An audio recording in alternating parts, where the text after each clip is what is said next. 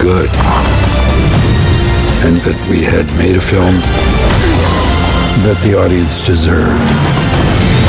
I feel confident that we're going to knock their socks off. 1981년 액션 어드벤처 영화사에 한 획을 긋는 영화가 탄생합니다. 스티븐 스필버그 감독이 연출하고 조지 루카스가 극본을 쓴 레이더스였습니다. 존 윌리엄스의 영화 음악은 40년이 지난 지금 들어도 이 음악 하고 감탄하는 명곡이죠. 존스 박사를 연기한 해리슨 포드는 이 작품을 기점으로 스타덤에 오르게 되는데요.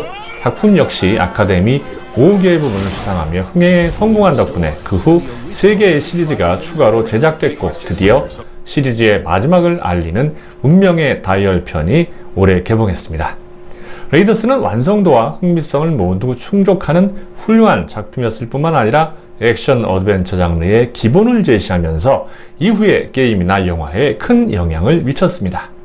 라라 크로프트를 주인공으로 한 툼레이더 시리즈와 네이선 드레이크를 주인공으로 한 언차티드 시리즈가 모두 레이더스의 영향을 받은 것으로 유명합니다. 레이더스 이후 시리즈 전편을 모두 본 팬으로서 한 세대를 풍미한 레전드가 과연 어떻게 마무리를 지었는지 정말 궁금했습니다. 인디아나 존스 시리즈는 전통적으로 오프닝이 아주 인상적이죠. 이번 작품도 예외가 아니었는데요. 이번 작품의 백미는 디에이징 기술로 레이더스 시절과 다름없는 존스 박사의 외모를 재현한 첫 번째 시퀀스였습니다. 사실 이 첫 번째 시퀀스만으로도 이 영화는 충분히 볼만한 가치가 있습니다. 1942년생으로 80대에 접어든 해리슨 포드를 40대와 다름없는 모습으로 표현한 비결은 인공지능 기술 디지털 디에이징 덕분이었습니다. 디지털 디에이징은 디지털 기술로 인물의 나이를 어리게 되돌리는 효과나 기술인데요. 조지 루카스 감독이 세운 특수 효과 기업 ILM은 AI 소프트웨어 페이스 파인더로 포드의 젊은 시절 얼굴을 재현하는 데 성공했습니다. 사실 예전에는 포샵 방식으로 배우의 주름살을 지우고 피부톤을 만졌지만 시간과 비용이 너무 많이 들어서 본격적으로 사용하기가 어려웠습니다. 그러다가 2019년작 아이리시맨에서 ILM이 페이스 파인더를 이용해서 30년 동안 변화하는 로버트 드니로의 모습을 디에이징 하면서 본격적으로 확산되기 시작했죠.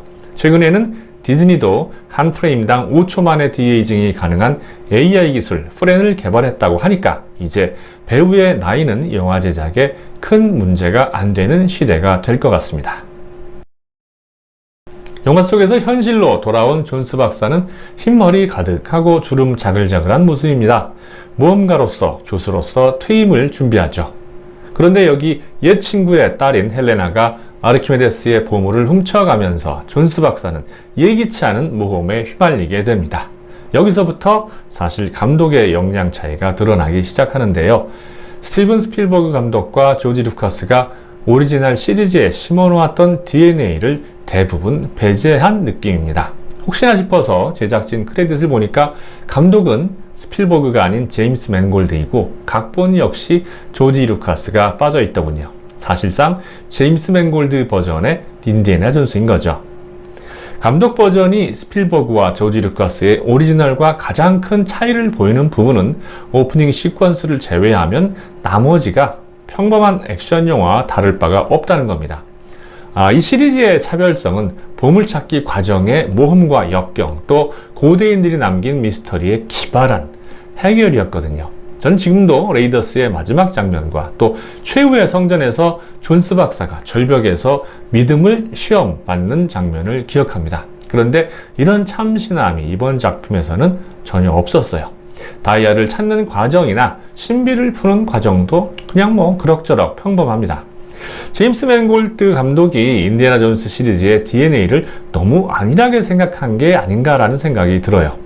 이 시리즈는 사실 분노의 질주나 미션 임파서블과는 결이 다른 영화거든요. 보물을 찾는 과정이 주고 액션은 양념이 되어야 되는데 실제로는 인질극과 액션에 몰빵하면서 우선순위가 바뀌었습니다.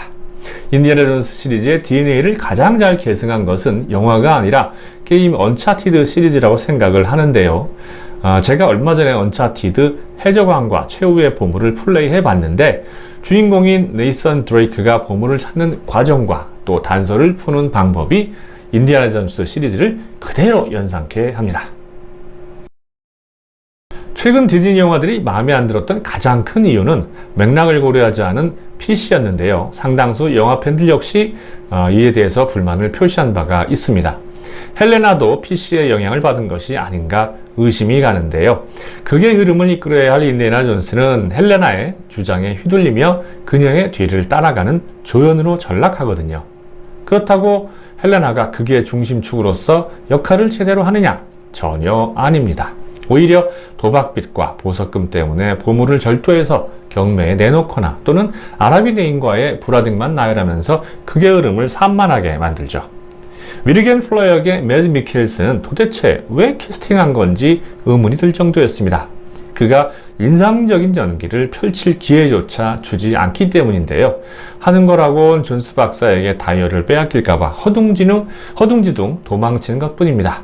리더십도 실종된 채 도망만 다니다 결국 허무하게 추락사하는데 매즈 미켈슨이 고작 이 정도 역할에 만족하는 배우였던가요? 가장 황당한 역할은 안토니오 반데라스입니다. 그리스인 잠수부로 등장하는 그를 처음에는 못 알아볼 정도였는데요. 거의 엑스트라에 가까울 정도의 출연 시간 때문이었습니다. 실상은 한국 영화의 우정 출연에 가까운데 그가 이제는 B급 배우로 내려왔다는 사실을 확인하는 계기가 됐습니다. 헬레나를 따라다니는 테디라는 소녀는 아예 없던 편이 더 좋았을 거라고 생각이 드는데요. 비행기 조종 경험이 전혀 없는 테디가 경비행기를 실제로 운전한다는 설정은 이 영화 최대의 무리수였습니다. 아무리 영화라도 그렇지 비행기 조종이 장난입니까? 자동차 운전이었다면 어느 정도 이해를 했을 겁니다만. 레이더스의 중국계 소년 쇼트라운드를 오마주한 것으로 보이는데 쇼트가 이야기 속에서 감초 역할을 하는데 비해서 테디는 소매치기에서 아이스크림을 사 먹거나 말도 안 되는 비행기 운전을 하는 등 이야기 속에 녹여들지 못하고 그냥 따로 노는 것처럼 보입니다.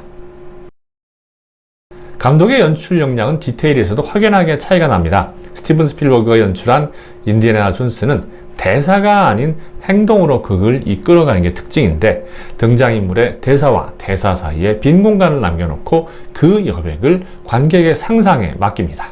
여기에는 인디애나 존스 특유의 유머 코드도 한몫을 했죠. 그런데 이번 시리즈는 이야기가 대사와 설명으로 계속 이끌어갑니다. 극장 내내 반복되는 퓰러 일당과의 보물 빼앗기도 지루하기는 마찬가지였습니다. 존스 박사 일행이 고생해서 보물을 찾으면 바로 퓰러 일당이 수거하고 또 그걸 다시 빼앗는 그런 구조가 반복되다 보니까 긴장감이 떨어지더군요. 매즈 미켈슨이 좀 더 악당 리더로서 강건하고 강력한 리더십을 보여주었다면 훨씬 더 흥미로운 전개가 됐을 텐데 쓸데없이 매즈 미켈슨의 분량 대신 헬레나의 분량을 할애하는 바람에 영화는 전체적으로 산만해진 느낌입니다. 아쉬운 점이 분명히 많습니다. 하지만 인디애나 존스 시리즈의 마지막 대단원이라는 점에서 이 시리즈의 팬이라면 꼭 보길 권합니다. 팬들을 위해서 제작사가 신경을 쓴 부분이 분명히 보이거든요. 해리슨 포드의 전성기를 보는 듯한 첫 시퀀스의 열차 대결 씬은 압도적인 재미를 선사하면서 한편으로는 팬들을 40년 전의 추억 여행으로 돌려보내죠. 다이얼의 나머지 부분을 찾으러 들어가는 동굴에서 지네와 벌레들이 존스와 헬레나에게 달라붙는 부분은 전 시리즈에 대한 확실한 오마주라고 할 수 있습니다. 시간여행에서 돌아온 존스가 아내 마리온과 재회하는 마지막 장면은 팬들을 위해서 그리고 시리즈의 대단원의 막을 내리기 위해서 제작사가 고민한 결과라고 봐야겠죠. 시리즈 내내 숨겨진 보물을 찾아서 전 세계를 떠돌았지만 존스가 피곤한 심신을 누일 곳은 가족의 품만한 곳이 어디 있겠습니까? 레전드의 엔딩으로서 참으로 적절했다고 생각이 됩니다. 주요 장면마다 울려 퍼지는 존 윌리엄스의 테마곡은 40년 전에 인디애나 존스를 소환하면서 지나간 세월을 떠올리게 합니다. 이 작품은 MZ세대 팬들보다도 레이더스 시절의 팬들을 위한 일종의 헌사라고 봐야 할 것 같습니다. 그러니 완성도와 상관없이 볼 가치는 충분합니다. 이런 시리즈를 우리 생애에 과연 얼마나 만날 수 있을지 생각해보면 답은 나오는 거죠. 이상 인디애나 존스 시리즈의 마지막 운명의 다이얼 리뷰를 마치겠습니다. 감사합니다.